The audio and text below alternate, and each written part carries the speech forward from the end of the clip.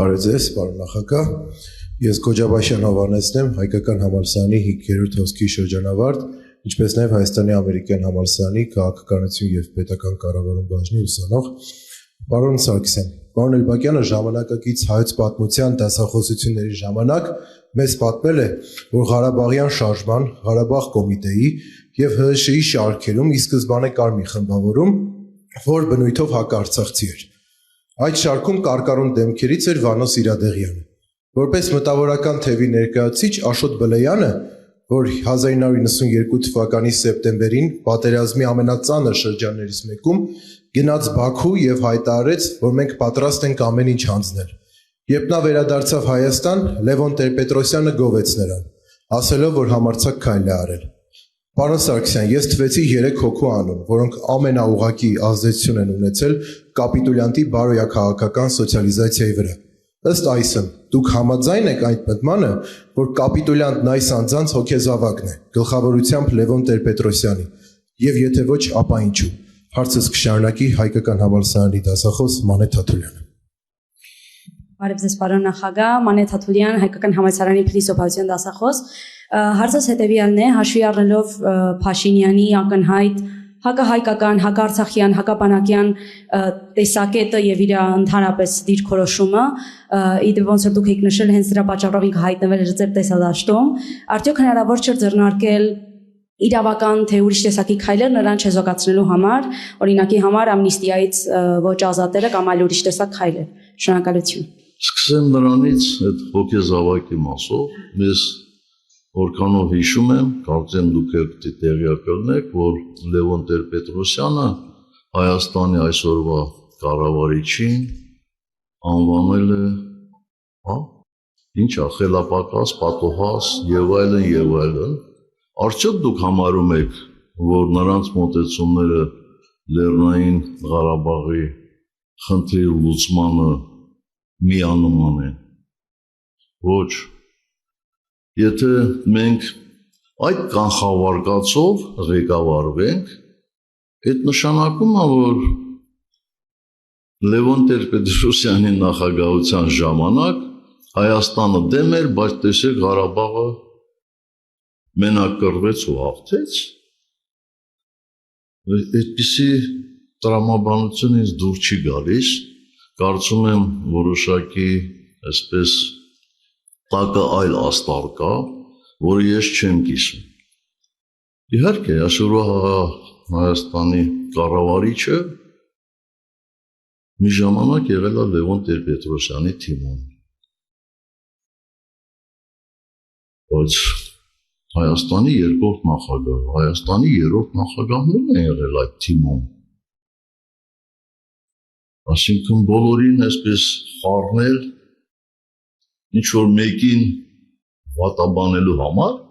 ես համաձայն չեմ ձեր կարծիքի հետ, իրոք համաձայն չեմ ձեր կարծիքի հետ, և կարծում եմ ձեզ մոտ նաև հարց կառաջանա, բայց եթե այդպես էր, ինչու Հայաստանում դեռևս այն ժամանակ իշխանափոխություն տեղի ունեցավ։ Ցանկացած թիմում, ցանկացած նույնիսկ ընկերական շրջապատում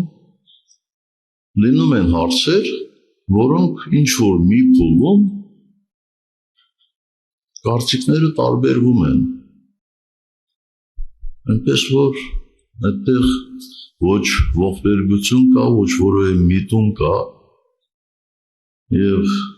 այն ենթատեքստը, որ ինչ-որ մեկերի կողմից դրվում է այդպիսի հարցերի տակ, իրականությանը չեն համապատասխանում։ Ինչ վերաբերում է ամնիստիային, ապա ուզում եմ որպեսզի և դուք և բոլորը հասկանան, որ համաներումը դա անձնական ակտ չէ։ Դրա համար կոչվում է համաներում։ Այսինքն համաներում նշանակում է պետության կողմից կամ միջեցնել պատժաչափը, կամ մարդուն ներել և այլն։ 2008 թվականից հետո Հայաստանում թշնամության պակաս չկար։ հասարակությունը համերաշխ չէր։ Իսկ իմ խորին համոզմամբ հասարակական համերաշխությունը ազգային անվտանգությունն ապահովող ամենակարևոր հանգամանքն է, ոչ թե ամենակարևոր հանգամանքներից մեկը, այլ ամենակարևոր հանգամանքն է։ Ես կարծում եմ մեր հարց-պատասխանի ընթացքում կլինեն հարցեր եւ ես այդ թեզին նորից կանդրադառնամ։ Այսինքն ես ասացի, թե որն էր այդ համաներման նպատակը։ Այսինքն այդպես կարծողները մտածում են երևի, թե երբ որ համաներում էին կիրառում, ապա պետք է ասեինք, իսկ համաներում հետևյալն է, այսքան պատժաչափ ունեցող եւ այնտեղ տարբեր պայմաններ կա, էլի։ Թե ասեինք էս, բացի Պողոս Պողոսյանից, ծիծաղելի է, չէ՞ դա։ Երևի դուք առաջնորդում եք այն կանխավարկածով, որ վերջի մի քանի ամիսների ընթացքում ինչ-որ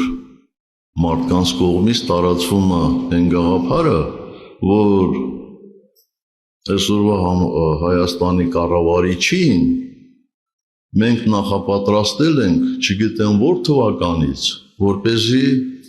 18 թվականին նրան իշխանություն հանձնենք, որպեսզի մի տարի հետո էլ նա իշխանությունը վերադարձնի մեզ, հա։ Բայց կներեք, դա ուղղակի աբսուրդ է, աբսուրդ։ Էլ չեմ ասում, որ այսօրվա Հայաստանի կառավարիչը 2008 թվականից չի քաղաքականության մեջ։ Այնպես որ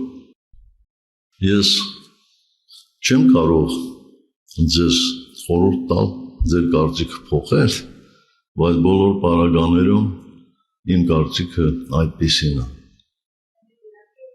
Առաջի հատվածը հարցին վերաբերվում էր հենց այն հանգամանքին, որ ինչպես դուք նշեցիք, Նիկոլ Փաշինյանը ակնհայտ հակահայկական, հակաքաղաքական, հակաարցախյան կներեք տեսակետներ արդեն 90-ական թվականներից, այսինքն ինքը բավականին երկար պատմություն էր այդ թեզերի եւ ինչու այդ ընթացքում քայլեր շրջանառվեցին։ Բա եթե ինքը այդ ժամանակվանից հակահայկական, հակաարցախյան տրամադրություններ ուներ, կարող է 18 թվականին ես եմ ասել Արցախը Հայաստան է եւ վերջ։ Այսինքն ինքը ոչ թե այդ տրամադրությունները ուներ, այլ ինքը ամեն ինչում ընդդիմանում էր իշխանություններին։ Ամեն ինչում։ Կենցաղից սկսած մինչև ռազմական գործողություններ։ Բայց թե ինքը այդպիսի տրամադրություններով էր ամբողջովին տոգորված։ Բա ինչի 16 թվականի մայիսին գնաց ապրիլյան պատերազմին մասնակցելու։ Պատկերացնում եք, չէ՞։ Չէ, մի զարմացեք, հենց այդպես է, ապրիլյան պատերազմը տևել է 4 օր ապրիլի սկզբից, բայց իրենք գնացել են խրամատ փորելու մայիս ամսին։ Դրա համար եմ ես ասում, մայիսին մասնակցել են ապրիլյան պատերազմին։ Ուզում եմ ասել,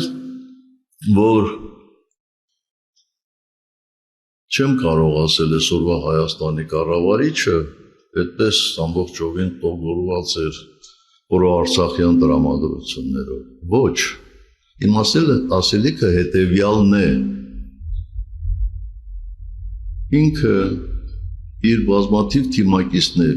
այնքան արատներ ունեն, այնքան արատավոր գործողություններ են արել բաց, որ լրացուցիչ բան վերագրելը չեմ կարծում, որ ավելի բացասական է դառնում նրա կերպարը։ Եթե կուզեք կարող եմ 100 այդպիսի բան թվարկել։